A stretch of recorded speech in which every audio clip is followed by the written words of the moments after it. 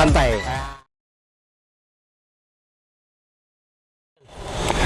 Baik, Ibu Bapak Guru, para pendidik di mana saja berada, kita masih terus akan mengeksplorasi nih. Pak Zul nih Tetap santai. Nah, ya kan suasananya rileks saja gitu ya. Pak Zul, dari obrolan kita yang lalu, saya sebenarnya mengambil kesimpulan bahwa sebenarnya memang tidak ada kurikulum yang baru. Iya. Tetap saja 2013. Iya. Hanya saja diberi pilihan, apakah mau yang utuh, Iya. atau mau yang lebih sederhana. Iya. Yang sederhana itu darurat, Iya. atau prototipe, Iya. atau Iya. yang disederhanakan sendiri. Iya. Nah, itu tinggal sekarang persoalannya, kalau sekolah mau menyederhanakan, berarti dia harus memilih yang esensial yang mana. Iya. Bagaimana menyusun proyek, Iya. gitu ya. Iya. Bagaimana kolaborasi antar guru Iya. dan lain sebagainya. Nah, ini yang pertama, yang ini dulu, memilih esensial. Itu bagaimana ini, Pak? Nah, itu yang penting nih, catatan terakhir nih, kolaborasi antar guru. Iya. Kita sudah lama menjalankan dengan sengaja pembelajaran terkotak-kotak antara guru guru ekonomi dan guru kimia, seolah-olah tidak ada hubungan. Tidak ada hubungan. Padahal dalam kehidupan sangat berhubungan. Perlu kolaborasi. Betul. Kan. Betul. Jadi selama ini kan IPA ya IPA, IPS ya IPS, kemudian tidak ada saling berhubungan kan, itu satu. Itu yang perubahan yang cukup mendasar juga. Nanti kita bisa bahas pada ini. Kemudian kita juga tidak akan menghadap-hadapkan antara prototip dan kurikulum 2013 karena ini sama-sama produk kita. Bahwa dalam faktanya sekarang kurikulum 2013 itu terasa padat, gitu kan. Kenapa? Mungkin pada saat penyusunan itu para penyusun ini selalu khawatir kalau materinya ada yang hilang, gitu kan. Jadi sehingga disusun sedemikian rupa dengan tangga yang kecil-kecil, gitu kan. Tapi panjang ya, Nah, sebetulnya ada beberapa anak tangga yang bisa kita satukan. Seperti di sini saya melangkah, gitu kan.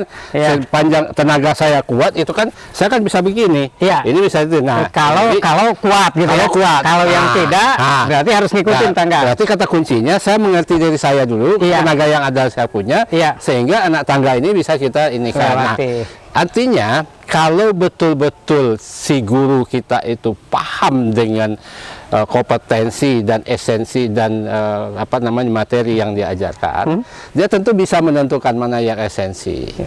Ya, misalnya dalam perkalian, esensinya apa sih? Yang esensial itu apa sih, gitu kan? Dia harus mengenal bilangan dulu, lambang bilangan, kemudian dia bisa bagaimana mengoperasikan dan sebagainya.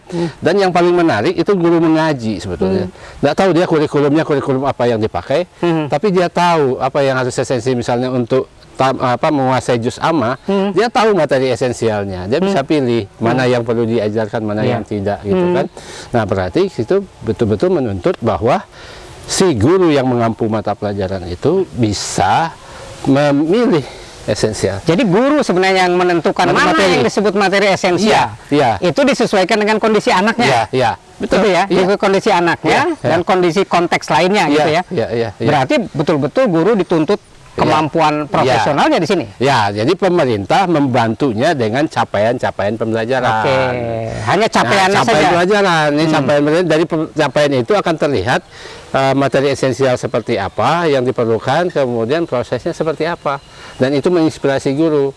Nah, ini banyak cara sebetulnya yang bisa digunakan oleh guru dalam memilih itu. Yang penting itu tadi, dia betul-betul menguasai substansi yang dia ajarkan, sehingga dia tahu anak tangga, dia bisa memetakan dulu. Misalnya dia lihat peta keseluruhan dulu. Utuhnya dulu. Vertikal dulu. Vertikal dulu. Dan kemudian setelah vertikal, kemudian dia lihat ini sebagai, dan itu bisa capaian pembelajaran itu bisa menjadi acuan. Berarti materi itu sebenarnya tetap ngacunya ke KIKD yang selama ini ada. Ya, selama ini kan dalam bentuk KIKD. Kemudian diformulasi. Menjadi capaian pembelajaran. Dalam bahasa lainnya itu sama-sama learning outcome sebetulnya. Hasil pembelajaran. Jadi KIKD hasil pembelajaran. Cuman KIKD itu dianggap terlalu rumit. Sekarang disederhanakan. Tapi guru bisa mengacu ke sana. Bisa. Tapi nanti yang menentukan itu guru. Guru secara kolaboratif ya, di sekolah ya Pak ya.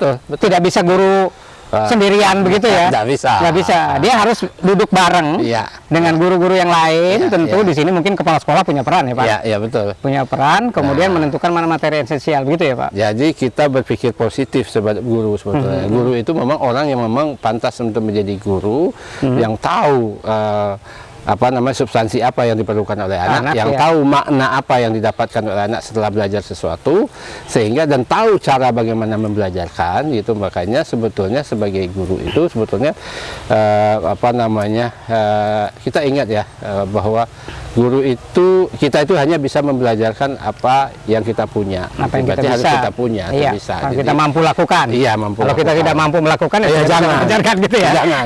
Jadi kembali ke teach at right level. Berarti akan terjadi nih Pak. Iya. Anak yang sudah kelas tinggi, Iya. ternyata kompetensinya masih kompetensi kelas rendah. Itu dia. Itu faktanya sekarang begitu.